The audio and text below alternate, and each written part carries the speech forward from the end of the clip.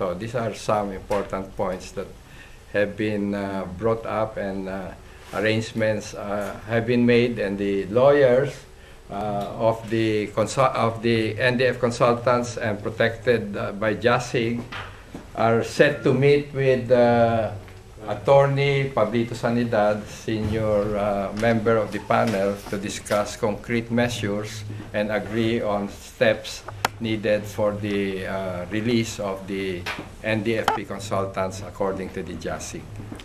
So how many are we talking about being released for the negotiations?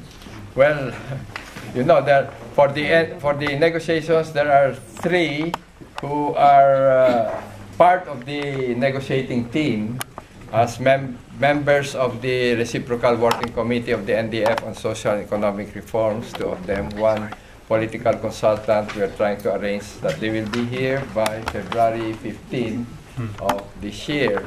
Now, among the 14 that are to be released, there is a schedule to try to get them released, if not before February 15, at least before the next round of formal talks to be held in Oslo. So these are steps to be taken. With regards to the political prisoners, there are about 350 of them, and there will be different classifications. There are 11 who are supposed to have been released according to Oslo Joint Statement number 2 of 2004, and orders of Gloria Macapagal-Arroyo, the former president, 2001. But this will still be classified, you know, among the elderly, the women, the sick, and all that. So the aim is to try to get the release of these 350 more or less political prisoners. So now obviously there is a new president in the Philippines, but what makes you believe actually that this time around it will work compared to 2004-2005 when it actually collapsed? Of course the president is gone, but what will make it work this time around? Well, can I answer that? Well, because this is a president that is very popular, who himself is a victim of human rights violations during the Marcos era and ahead. And we think that he is more sensitive, no, to the occasions, no, of human rights or violations. I think that in itself is a very big factor.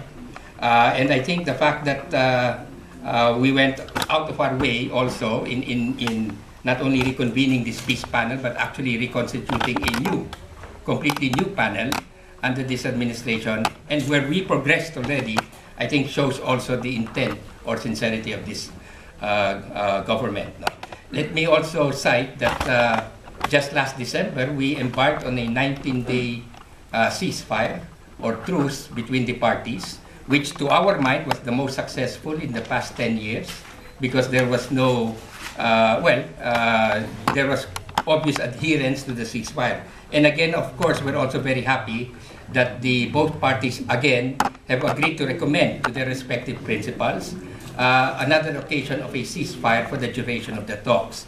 On our end, we assure that we will abide by this ceasefire. I hope that we will have a joint one, for February 15 to 21, because any ceasefire, as far as we're concerned, will always reduce the level of violence which we desire. It's a goodwill and confidence building measure from February 15 to 21 during the duration of the resumption of the formal talks. Also to mark the fact that there's the resumption after more than 6 years that there were no talks. Yeah.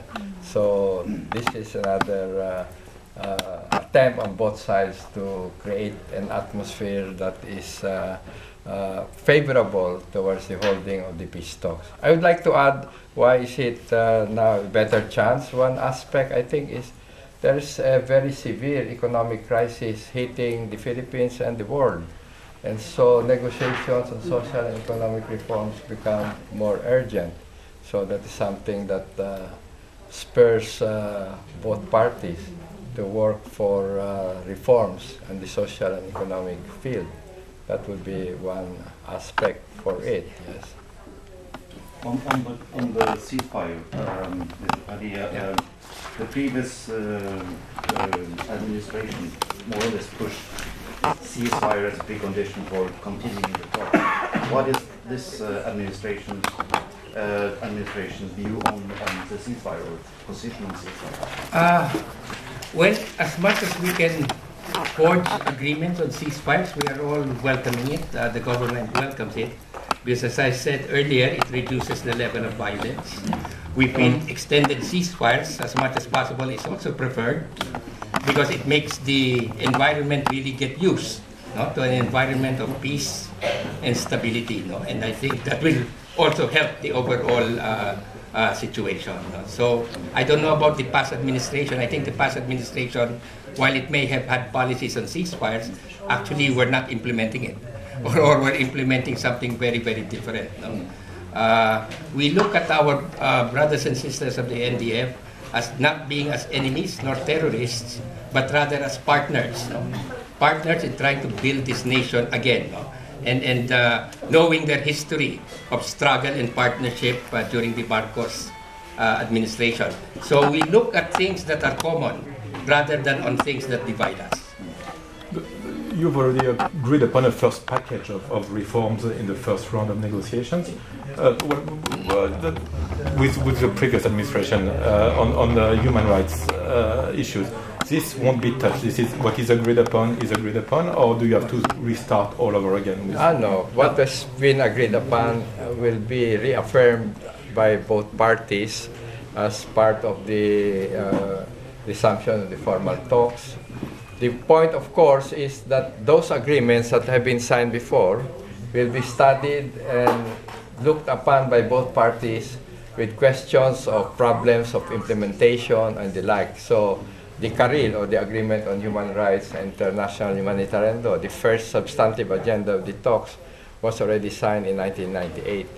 And the Joint Monitoring Committee that is mandated to monitor the implementation will be reconvened in next month, and to try to maximize the work and operationalization to make it as effective as possible.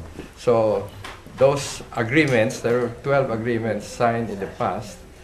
These are considered binding and effective and to be reaffirmed next month. And besides looking at questions about implementation, we move forward towards negotiations on social and economic reforms, and the working group on political and constitutional reforms will also start their work.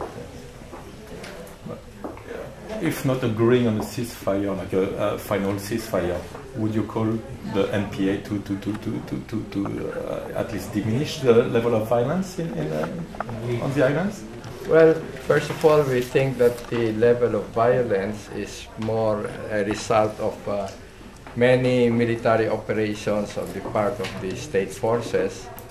The ceasefire that is carried out in the meantime is mainly to improve the atmosphere for peace talks. But for a more definitive ceasefire, we believe that the roots of the armed conflict and the substantive agenda should be completed, so that when the roots of the armed conflict are properly addressed, then we can have this more definitive ceasefire at the end.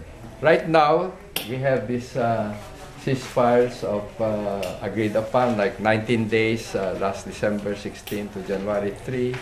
Now we're looking forward to a ceasefire from February 15 to 21.